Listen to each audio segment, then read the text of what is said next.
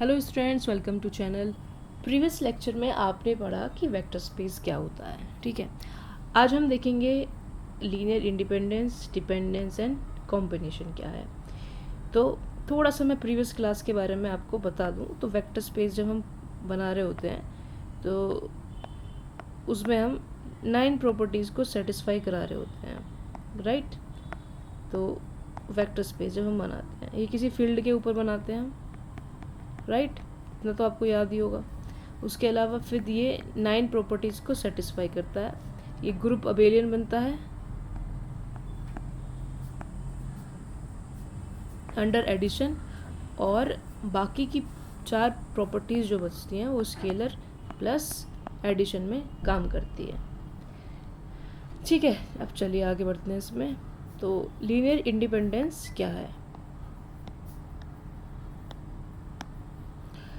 The set of vectors is linearly independent if and only if the only solution is the trivial solution। केवल trivial solution है उसके पास। यानी कि जब आप इक्वेशन लिखते हैं ना, v1 c1 v2 c2 v3 c3 and so on vn cn is equals to 0, तो यहाँ पे जितने भी स्केलर्स हैं वो सब क्या होने चाहिए? वो सब होने चाहिए इक्वल्स टू 0। तब हम इसको कहते हैं linearly independent. No vector inside the group can be synthesised build the replicate by any combination of the remaining vector. यानी कि आप दूसरे वेक्टर को, यानी सपोज v1 को आप 2v1 करके ना लिख पाएँ, यानी ये v2 ना बन जाए, तो उनका इस तरीके से कॉम्बिनेशन भी नहीं होना चाहिए। अब जब प्रॉपर्टीज़ देखेंगे तब आपको क्लियर होगा।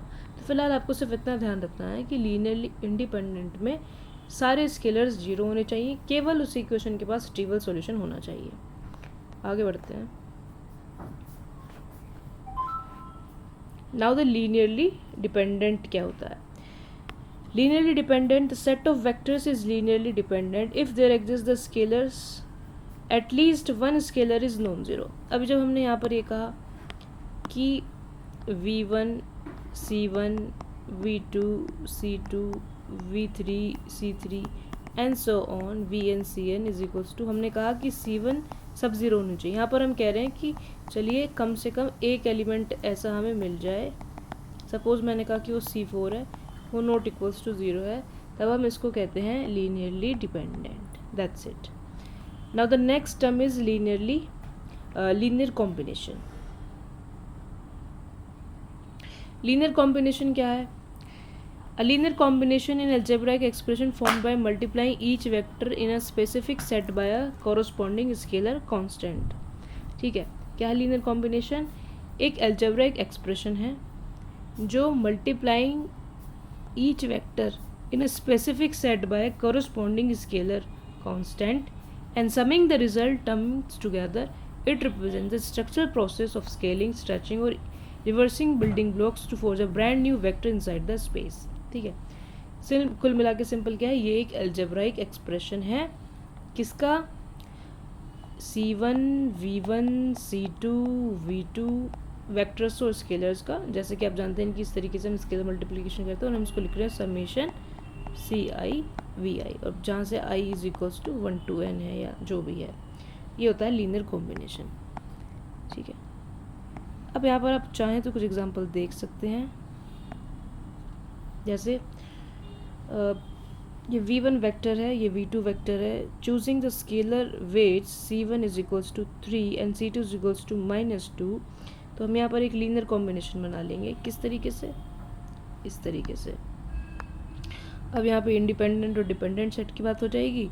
अगर ये स्केलर्स 0 आ जाते हैं तो इंडिपेंडेंट सेट, और c1 ये एक भी नॉन इक्वल्स टू 0 आता है तो डिपेंडेंट।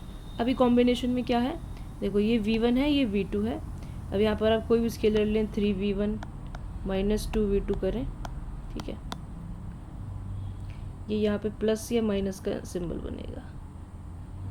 अच्छा नहीं, इसको हमने सोल्व कर दिया है। ठीक है, सिंपल, इसको हमने सोल्व कर दिया है। यहाँ पर अब 3 0 फिर 0 -2, ये प्लस, ये 3 -2, ठीक है. This is the final. One points purely horizontally, the other points purely vertically. No scale of horizontal motion can even vertical movement. ठीक है, तो आप कुछ भी कर लें, ये अलग ही रहने वाला है. अब यहाँ पर ये 1/2 3/6, 1/2 नहीं है, एक एक्चुअली मैट्रिक्स है. ठीक है, तो इस तरीके से. अब इसमें अगर आप 2 का मल्टीप्लाई करते हैं, इसका ये हो जाता है 2v1 = v2. तो ये हुआ. इसके बाद आप पॉलिनॉमियल स्पेस में देख सकते हैं एग्जांपल्स, राइट.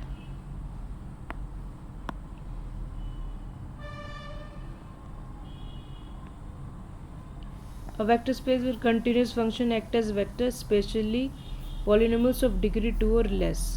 यहाँ पर हमने क्या करा, continuous function as a vector consider कर रहे हैं, बाकी स्केलर तो सेम ही रहने वाले हैं because of the real number. अब यहाँ पर लीनियर कॉम्बिनेशन, जैसे कि P1 माना ये, P2 माना ये, स्केलर ये चूज़ करा है. अब हम इनको ब्लेंड करेंगे, ब्लेंड इन द सेंस इनको एक साथ लिख देंगे, तो P बन गया ये, तो ये हमारे पास एक पॉलिनोमियल बन जाता है जो कि लीनियर कॉम्बिनेशन है. ठीक है, अब आता है इंडिपेंडेंट सेट, फिर आता है डिपेंडेंट सेट. इंडिपेंडेंट यानी कि ये 1x². ठीक है, यानी कि इसमें जब आप स्केलर्स की बात करेंगे, जब आप लीनियर कॉम्बिनेशन में इसको लिखेंगे, a1 1, a2x, a3x², तो ये सारे ai's 0 रहने वाले हैं. ठीक है, और दूसरी कंडीशन, आपस में एक दूसरे का कोई भी लीनियर कॉम्बिनेशन नहीं बनेगा. क्या आप 1 में किसी स्केलर की मल्टीप्लाई करके उसे x बना सकते हैं? नहीं. क्या आप x में किसी स्केलर की मल्टीप्लाई करके उसे x² बना सकते हैं? नहीं. तो that's why this is independent set. Now the dependent set, 2x + 3x + 6. This group is structurally dependent because the first polynomial expression can be perfectly replicated from the other two vectors. यानी कि हम इस वाले को इस दोनों की help से बना के लिख सकते हैं. तो this is dependent set. I hope आपको क्लियर होगा. नाउ द मैट्रिक स्पेस, यहाँ पर क्या है, एक मैट्रिक्स ले ली है M1 और एक मैट्रिक स्पेस. ठीक है, एग्जाम्पल. तो यहाँ पर इसका लीनियर कॉम्बिनेशन है independent set and dependent set. Of course ये इसका स्केलर मल्टीप्लिकेशन है. ठीक है, चलिए, सो ये लेक्चर यहीं खत्म हुआ. Thank you so much for watching.